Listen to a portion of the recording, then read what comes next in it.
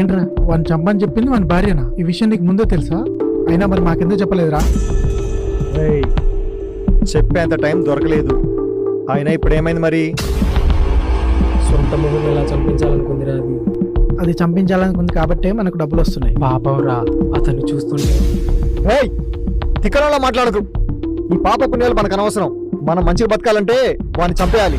ఇన్ని రోజులు డబ్బు లేకనే ప్రతి ఒక్క చెత్తనా కొడుకుతో మాట్లాడబడ్డాం. ఇక మన లైఫ్ మారిపోతుంది చూడండి. రేయ్, సడన్ గా చంపించేదని భార్య అని తెలిసి షాక్ అయ్యాను. అయినా ఎవడైతే మనకెట్రా, మనకు కావాల్సింది డబ్బు. పదా అది పదా.